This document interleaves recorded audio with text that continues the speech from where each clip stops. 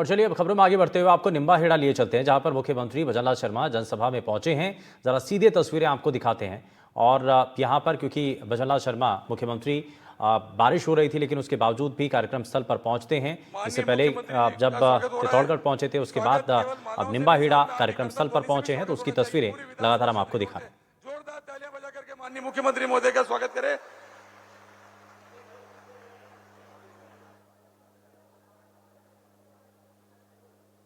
तो मुख्यमंत्री भजनलाल शर्मा और उनके साथ पार्टी के कई वरिष्ठ नेता, संगठन से जुड़े हुए लोग जो कि इस वक्त तस्वीरों में देख रहे हैं, सीपी जोशी उनके साथ हैं।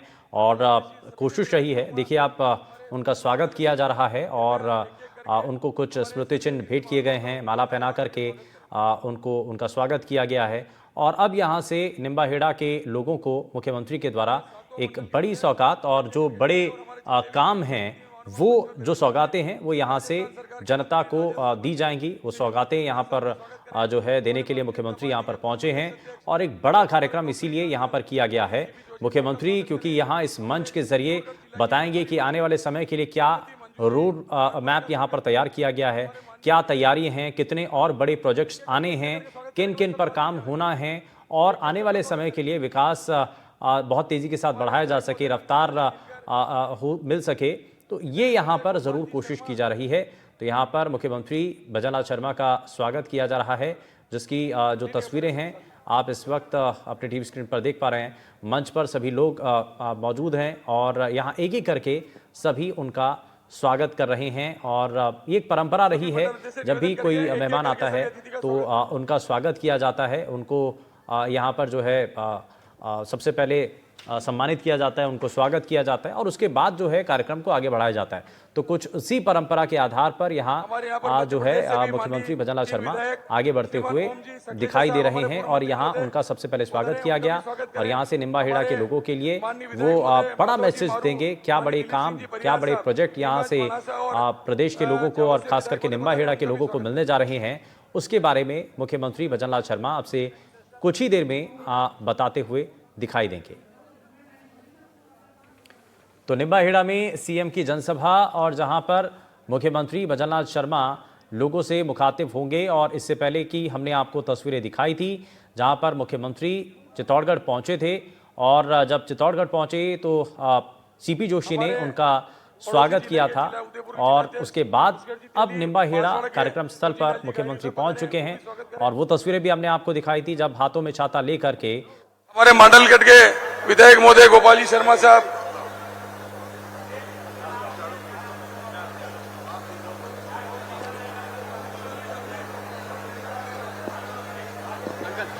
हमारे बीच में हमारे वल्लभनगर क्षेत्र के लोकप्रिय विधायक माननीय उदयलाल जी डांगी साहब भी पधारे हैं, उनका भी स्वागत अभिनंदन मंडल अध्यक्ष जी से निवेदन है, कृपया उनका भी स्वागत करें। अब मैं निवेदन कर रहा हूं हमारे क्षेत्र के लोकप्रिय विधायक,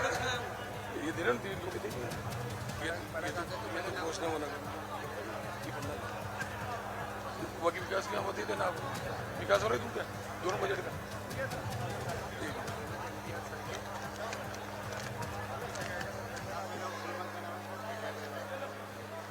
तो सीएम भजनलाल शर्मा को देख रहे हैं, चित्तौड़गढ़ से विकास का तोहफा दिया है निम्बाहेड़ा में सीएम की जनसभा। और ये सीएम भजनलाल शर्मा, उनके साथ तमाम मंत्रीगण मौजूद हैं।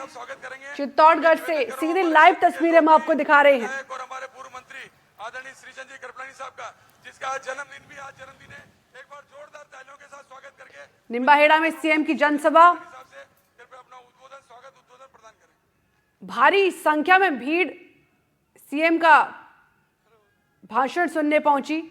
चित्तौड़गढ़ को विकास का तोहफा दिया सीएम ने। राजस्थान सरकार के लोकप्रिय मुख्यमंत्री और जिनके आने से क्या हुआ, आदित्य आने से पता लग गया आपको क्या हुआ? जोरदार पानी हुआ, एक बार तालियां बजा दो। और जब से भजनलाल जी शर्मा साहब राजस्थान के मुख्यमंत्री बने, पिछले साल भी और इस साल भी पानी की कमी नहीं है। इसके लिए मैं समझता हूं कि एक बार जोरदार तालियां बजा के, और एक बात मैं और निवेदन करता हूं, निम्बाड़ा विधानसभा क्षेत्र में हमारे मुख्यमंत्री जी ने जो 2 बजट में काम किए, एक भी काम मुझे नहीं लगता कोई बाकी रह गया, छोटे मोटे तो रह गए। मुख्यमंत्री भजनलाल शर्मा संबोधित कर रही हैं, सुनिए आप भी। पुष्कर तेली जी, मंच पर विराजमान सभी नेतागण और मेरे सामने बैठे निम्माहेड़ा और इस चित्तौड़गढ़ प्रतापगढ़ के मेरे पूजा योग बुजुर्गों, नौजवान दोस्तों और इतनी बड़ी संख्या में आई मेरी माता बहनों, सबसे पहले तो मैं आप सभी का वंदन करता हूं, अभिनंदन करता हूं, मैं आप सभी को प्रणाम करता हूं।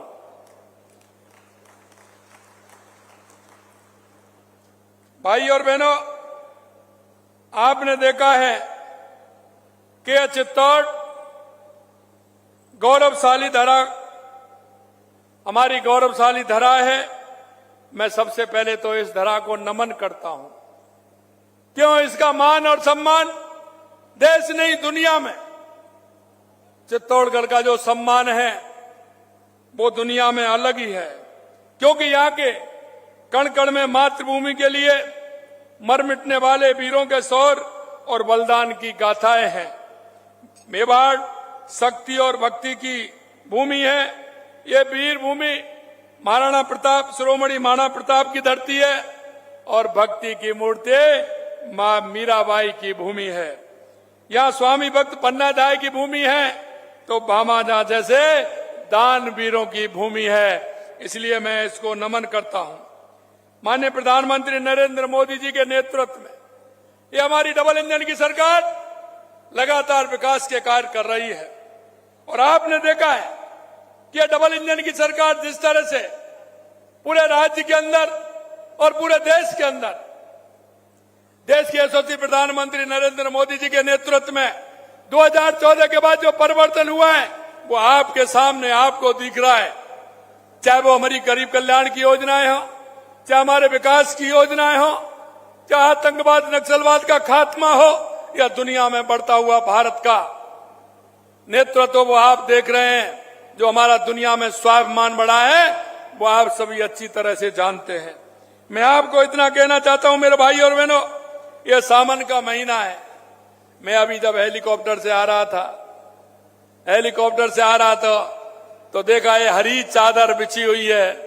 सभी जगह इंद्र भगवान की कृपा है और ये कृपा इसलिए है कि जो मन से जनता के प्रति जवाबदेही होता है, मन से काम करता है, तो देश के यशस्वी प्रधानमंत्री नरेंद्र मोदी जी के नेतृत्व में जो देश के अंदर काम हो रहा है तो ईश्वर भी प्रसन्न है। इसलिए ईश्वर की भी मेहरबानी हमारे ऊपर खूब अच्छी तरह से हो रही है।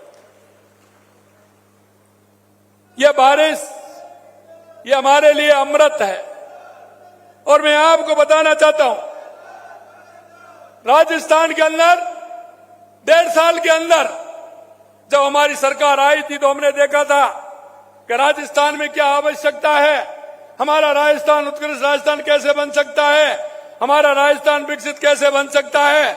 हमारे यशस्वी प्रधानमंत्री जी ने कहा कि जो आवश्यक है, जो राजस्थान को करना है उनको करिए। इसलिए सबसे पहले राजस्थान को सबसे पहले आवश्यकता थी तो पानी की आवश्यकता थी। हमारी सरकार ने लगातार पानी के लिए काम किया है। चाहे हमारी वो ERCP की योजना हो जो मध्य प्रदेश के साथ मिलकर के हमने की है और देश के यशस्वी प्रधानमंत्री नरेंद्र मोदी जी ने 17 दिसंबर को उसका शिलान्यास किया है, या हमारी यमुना समझौता हो हरियाणा से पानी उसकी भी DPR बन रही है, या हमारी उदयपुर की देवास स्कीम हो जिसमें एनीकट और टनल बना करके जो हमारा पानी अरब सागर की तरफ जाता था वो बेकार जाता था, उस पानी को किस तरह से उपयोग में लेकर के हमारा उदयपुर, राजसमंद और चित्तौड़गढ़ के लिए वो पानी काम आ सके, इसके लिए हमने काम किया है। यही नहीं, हमारा बांसवाड़ा डूंगरपुर जो हमारा माई डैम है उसका फायदा हमारे बांसवाड़ा डूंगरपुर को मिले, हमारे पाली जिले को मिले, इसके लिए भी काम किया है। हमारा हनुमानगढ़, गंगानगर, बीकानेर, जैसलमेर, बाड़मेर, नागौर, फलौदी, इसके लिए हमारा गंग नहर और हमारी इंदिरा गांधी नहर है उसका पानी मिले, इसके लिए 4000 करोड़ रुपए का प्रावधान भी हमने उसमें किया है। हमारे संपूर्ण राजस्थान में पानी की व्यवस्था कैसे हो सकती है, इसके लिए हमारी सरकार ने काम किया है। हमारे लिए दूसरी आवश्यकता बिजली की थी। हमने कहा था आपको, किसान भाइयों, मैं आपसे एक ही बात कहना चाहता हूं, आप नोट कर लीजिए। हमने कहा था कि 2027 तक किसान को दिन में बिजली देने का काम हम करेंगे। किसान को दिन में बिजली देंगे, जिससे किसान रात्रि को परेशान नहीं हो। वो सर्दी में ठिठुरता है, किसान की पीड़ा को हम अच्छी तरह से जानते हैं। और आपने देखा है कि बिजली के बारे में आपको कोई बिजली की कमी आ रही है क्या? ये तो 25 है, ये तो 2025 है। लेकिन आपने देखा जिस तरह से हमने बिजली का उत्पादन बढ़ाया है, कांग्रेस ने 5 साल में नहीं बढ़ाया, जो हमने 1.5 साल में करके बताया है। ये उसी का प्रमाण है कि आपके यहाँ कोई प्रकार की बिजली की कटौती नहीं होती। होती है तो वो लोकल के फॉल्ट होते हैं, उसके कारण होती है। मेरे भाई और बहनों, इसलिए हमने किसानों को भी कुसुम योजना से जोड़ करके, किसान को अन्नदाता तो है ही, लेकिन हम उसको ऊर्जा दाता बनाने का काम भी हमारी सरकार कर रही है। देश के यशस्वी प्रधानमंत्री नरेंद्र मोदी जी के नेतृत्व में आपने देखा, हमने पहली साल में राजिंग राजस्थान किया, और राजिंग राजस्थान के माध्यम से 35 लाख करोड़ के एमओयू हमने किए, और आपने देखा है 3.25 लाख करोड़ रुपए के एमओयू धरती पर आ गए और उनका काम प्रारंभ हो गया। और इसी तरह से हमने कहा था, क्योंकि हमारे प्रधानमंत्री जी कहते हैं देश में 4 जातियां हैं। वो जातियां हैं किसान, मजदूर, युवा और महिला। अगर इन 4 का उत्थान होगा तो मेरे गांव का भी उत्थान होगा, मेरी विधानसभा का उत्थान भी होगा, मेरे जिले का उत्थान होगा, और मेरे प्रदेश का और मेरे देश का उत्थान होगा, और मेरा प्रदेश विकसित देश बनेगा। लगातार उस पर हमारी सरकार काम कर रही है। आप देख रहे हैं किसानों के लिए लगातार हम काम कर रहे हैं। पहले आपको 6,000 रुपए किसान सम्मान निधि मिलती थी, उसको बढ़ा करके हमने 9,000 कर दिया। आने वाले समय में वो 12,000 हो जाएगी। इसी तरह से एमएसपी पर गेहूं की खरीद, जिस तरह से पिछली बार 125 रुपए बोनस दिए थे, इस बार हमने 150 रुपए बोनस देने का काम किया है। यही नहीं, किसानों को हम जोड़ने का काम कर रहे हैं। लगातार हम जिस तरह से किसानों के लिए हमने काम किया है वो आपके सामने है। और आपने देखा है कि हमने किसानों के लिए, क्योंकि किसान और पशुधन का मेल होता है, या मेरे सभी भाई बेटे हैं, क्यों जो किसान होता है उसकी अर्थव्यवस्था को ठीक करने के लिए पशुधन आवश्यक होता है। और पशुधन अगर किसान के घर पर होगा और किसान और पशुधन का काम होगा तो उस किसान की अर्थव्यवस्था सुधरने में बहुत बड़ी भूमिका निभाती है। इसलिए हमने कहा किसान के लिए गौपालक क्रेडिट कार्ड भी देंगे, वो भी देने का हमने काम किया, उसको भी हम दे रहे हैं, जिससे किसान पशुपालन में भी काम करे। हमने उसके लिए अलग से वेटनरी सुविधा भी दी है, जिससे कि किसान का कोई पशु बीमार हो तो उसका इलाज भी हो सके, जिससे किसान और खेती का काम एक साथ हो सके। इसके लिए भी हमने काम किया है। मित्रों, मैं इतना कहना चाहता हूं, किसान के लिए, महिला के लिए लगातार आपने देखा है राजीविका के माध्यम से हमने लगभग 10 लाख महिलाओं को रोजगार देने का काम किया है। और उन महिलाओं से खुशी होती है जब वो कहती हैं कि महीने में हम 15,000 कमाते हैं, 20,000, 25,000, 30,000 तक वो कमाती हैं। हमने महिलाओं को सशक्त बनाने का काम किया। लगातार हम लाड़ो प्रोत्साहन योजना के माध्यम से 1.5 लाख रुपए का देने का काम कर रहे हैं। अगर हम बात करें तो कुछ बातें आएंगी, मैं आपको बताऊंगा। क्यों कांग्रेस वालों से जब मैं कहता हूं कि 1.5 साल बनाम 5 साल, तो उनको बड़ा दर्द होता है। और दर्द इसलिए होता है कि उन्होंने किसी भी प्रकार का राजस्थान की जनता से कोई नाता नहीं रहा। सिर्फ उन्होंने भ्रष्टाचार और लूट और तुष्टीकरण के आधार पर काम किया था। अगर मैं निम्मा हेड़ा की बात करूं तो आप जानते हैं बिजली, पानी, शिक्षा, चिकित्सा हमारी प्राथमिकता है। हम इन विकास कार्यों में निम्मा हेड़ा को लाभान्वित करने का काम कर रहे हैं। आज ही हमने लगभग 500 करोड़ रुपए की राशि के विकास कार्यों का लोकार्पण और शिलान्यास किया है। ये एक निम्मा हेड़ा विधानसभा के लिए है। और यही नहीं, सिंचाई, बिजली, सड़क, धार्मिक स्थलों के उन्नयन, खेल, जन उपयोगी सुविधाओं के लिए भी हमने काम किया है। यही नहीं, साथियों, हमने बजट में निम्मा हेड़ा विधानसभा क्षेत्र के समग्र विकास के लिए 519 करोड़ का प्रावधान तो हमने 1.5 साल में किया है। ये तो 1.5 साल का काम है। आपके क्षेत्र में अत्यंत महत्वपूर्ण योजना 325 करोड़ रुपए की लागत से बनने वाली निम्मा हेड़ा से मंगलवार 4 लाइन सड़क के निविदा आमंत्रित की जा चुकी है। साथ ही करोड़ों रुपए की लागत से अन्य कार्य सड़कों के निर्माण का कार्य भी किया जा रहा है। ये 325 करोड़ रुपए का तो एक ही काम है, निम्मा हेड़ा से मंगलवार तक जो आपको दिक्कत आती है उसकी समस्या का समाधान हमने कर दिया है।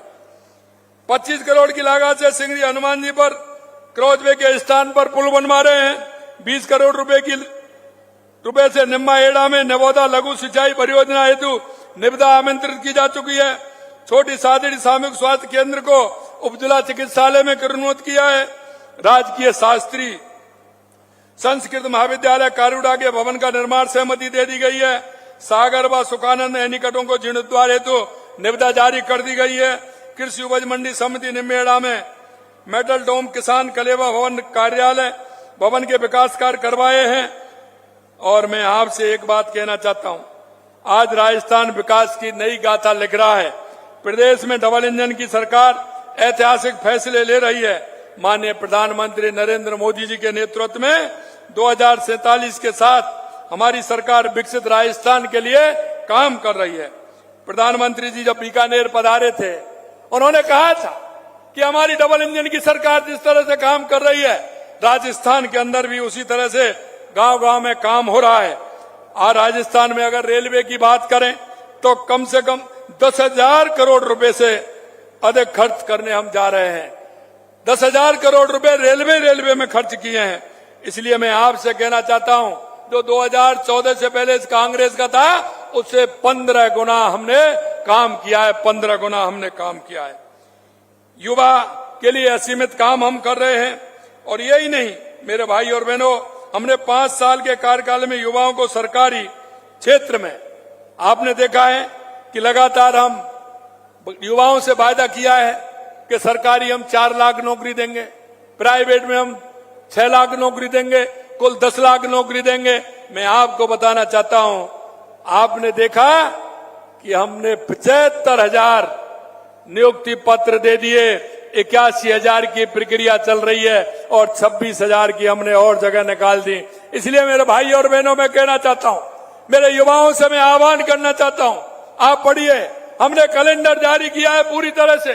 कब आपकी विज्ञप्ति निकलेगी, पेपर आपका कब होने वाला है, परिणाम कब आने वाला है और आपको नियुक्ति पत्र कब मिलने वाला है, यह भी हमने सुनिश्चित किया है।